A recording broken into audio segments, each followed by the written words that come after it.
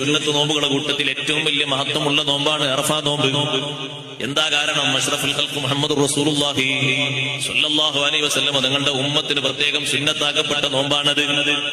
പൂർവ്വകാലത്തുള്ള ആളുകൾ നോറ്റ് വരുന്നൊരു നോമ്പുണ്ട്, മുഹറം 10 നോമ്പ്. അതിനേക്കാൾ വലിയ മഹത്വം ഈ നോമ്പിനുണ്ട്.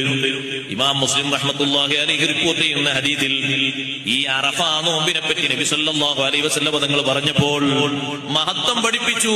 അഹ്തസിബു അന്നഹു യുകഫിറു സനതല്ലതി ഹുവ ഫീ വല്ലതി ബഅദഹാ.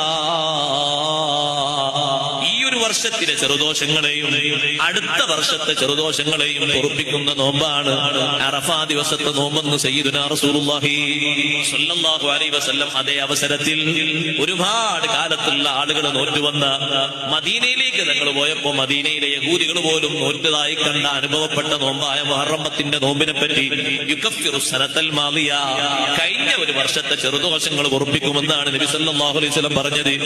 ഈ അറഫാ ദിവസത്തിലെ നോമ്പിന് മഹത്വം കൂടുതലുണ്ട്. അത് ഈ ഉമ്മത്തിന്റെ എല്ലാ വിഷയങ്ങളിലും അല്ലാഹു മഹത്വം കൂടുതലാക്കി തന്നിട്ടുണ്ടല്ലോ. കൂട്ടത്തിൽ തന്ന സുന്നത്ത് നോമ്പിനും മഹത്വം കൂടുതലാണ്. പരിഗണിക്കേണ്ട ഒരു നോമ്പാണ്. 9 നോമ്പൊക്കെ നോൽക്കുന്ന ആളുകൾ ഉണ്ടാവുമ്പോൾ ഒരു നോമ്പെങ്കിലും നമ്മൾ നോൽക്കണമല്ലോ.